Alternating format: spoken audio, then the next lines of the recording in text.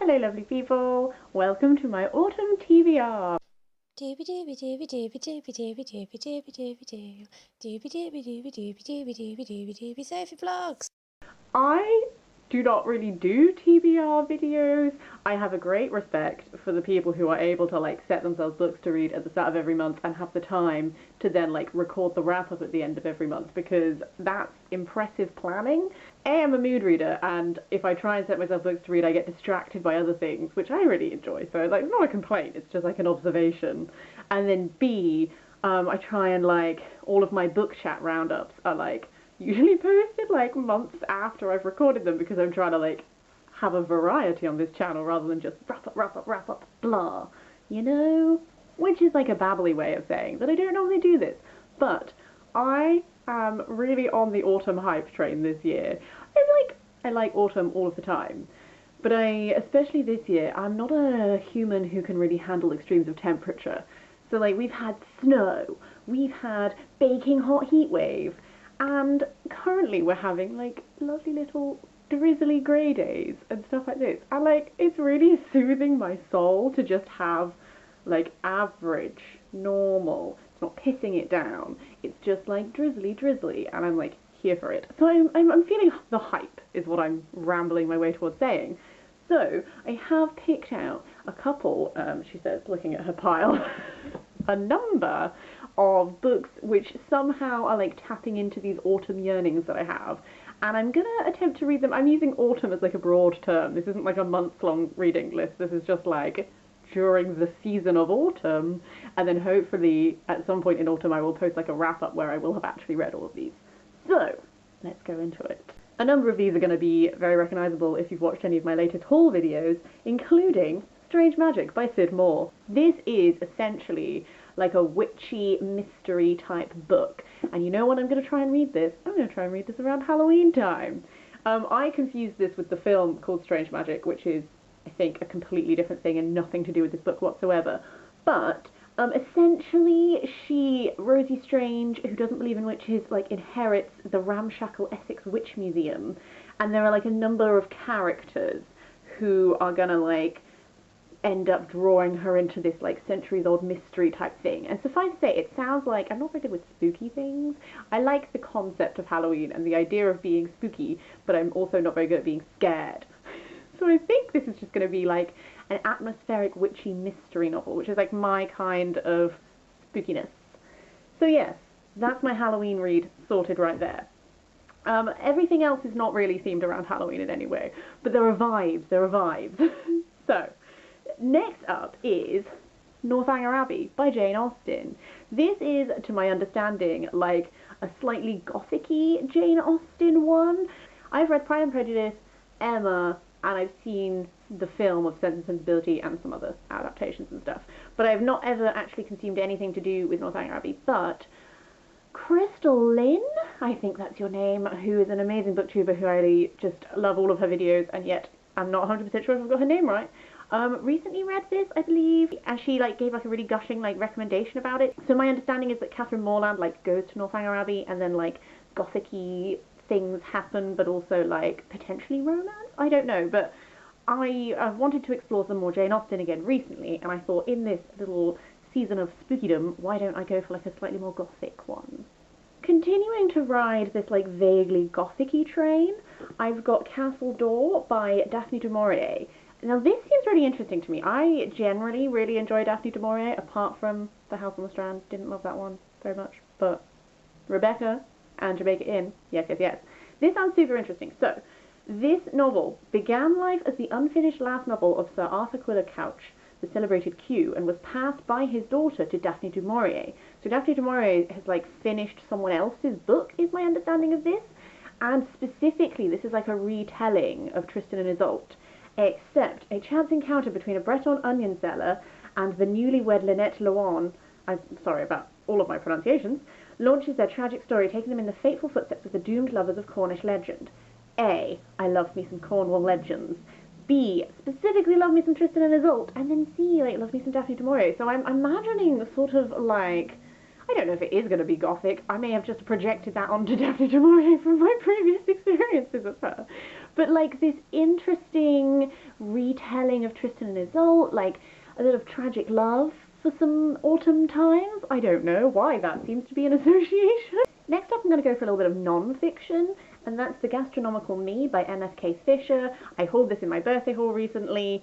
Something about autumn makes me really want to cook for people. Specifically, I really want to cook like things including like cider, apples, plums, like all of these like autumnal sort of like fruits and stuff like this. I just really want to like get my bake on.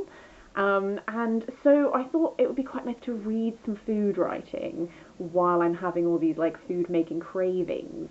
And the cover of this I find just so enticing, and I've heard such good things about it. So of all the little foodie books I've recently bought, this one I'm hoping is just going to be about like the delight of food, and we're just gonna, yeah, so they're tracing the development of her appetite from her childhood in America to her arrival in Europe, where she embarked on a whole new way of eating, drinking, and living. And it's sort of like the unforgettable meals, the eccentric people she met, that sort of thing. And so I'm hoping this is going to be like a delightful little like food love story, as in like a love story to food type thing, not like romance and food. But like foodie food. Autumn makes me want to like cook and nurture, because it's like getting colder and I'm like, I want to take care of everyone, have some apples. Another non-fiction I'd like to check out is The Private Life of an English Field, Meadowland by John Lewis Dempel. This essentially tracks the changing seasons through a single field, and I'm just, again, autumn is this time of change.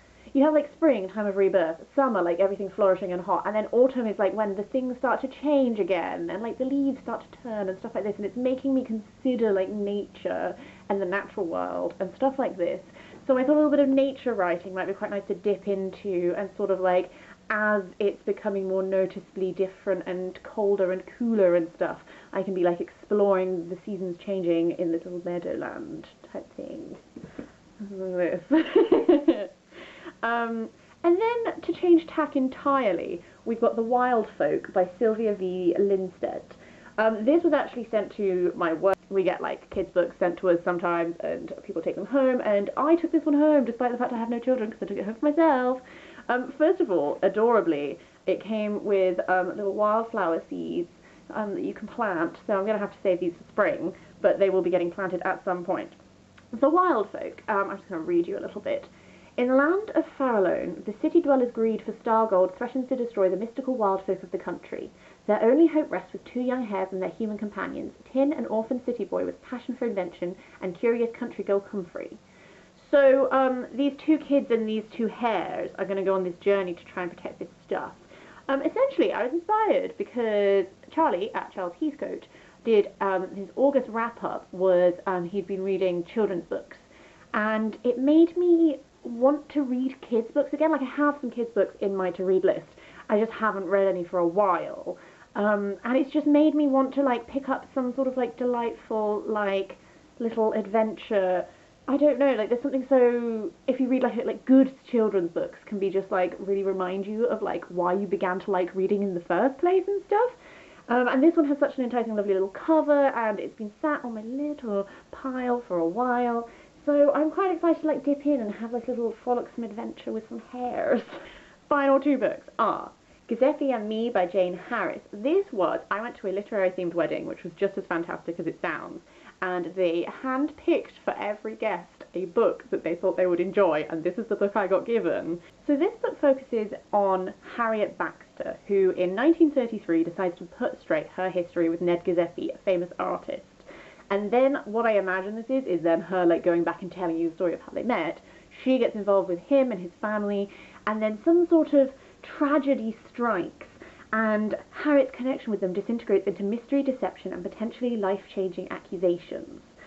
So I'm expecting like some drama, I'm expecting some twists, I'm expecting some like tragedy. Something about autumn is making me want to have these like atmospheric, potentially like slightly moody, like mystery, like I don't really know, like drama and gothic and blah. I think it's probably just to do with the changing of the seasons, but like there's a whole thing, and I'm just excited. I'm gonna explore. And finally, we have Human Croquet by Kate Atkinson. I quite enjoy Kate Atkinson. This will be the fourth of hers that I'll read. Essentially, Kate Atkinson's that I've read previously have always been like a family sort of focused book, and there's some element that doesn't quite ascribe to the laws of our universe. So whether that's like in this one, it seems to be the main character Isabel seems to be able to drop into pockets of time and out again. And it's this little family. There seems to be like a little bit dysfunctional. Um, Isabel is 16 and she too is waiting for the return of her mother, the thin, dangerous Eliza, with her scent of nicotine, arpeggiae, and sex, whose disappearance is part of the mystery that still remains at the heart of the forest. So, like, there's this big forest, they have this big manor house, this family has lived there for generations, the family is, like, disintegrating slightly, and I'm expecting it to be, like, trying to solve this mystery, this disappearance, but there's also like these like time, like dropping in and out of time things. I don't know. Kate Atkinson seems to me to be someone who looks at family relationships and dynamics, but also like it seems to be really interested in this concept of time. Like previous books I've read by her have involved time in some way, like being repeated or stuff like that. So I'm just intrigued. I don't really know if that's going to turn out to be like I don't really know what that's going to turn out to be like. I just find it Kate Atkinson quite an interesting writer to explore. I don't really know. That's it. This feels like quite a lot of books, but I have set it for like an entire season. So hopefully in like a number of weeks' time / months, there will be a follow-up video where I'll be like, here are all my thoughts on all of these books, wrap up.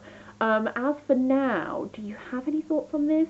What are your autumn to read lists? What does autumn make you crave? What do you associate with it? All of these questions. Just talk to me about like your reading goals and autumn if you wish. I'm going to go now. I hope you have a very lovely day, and I will see you next week for something different.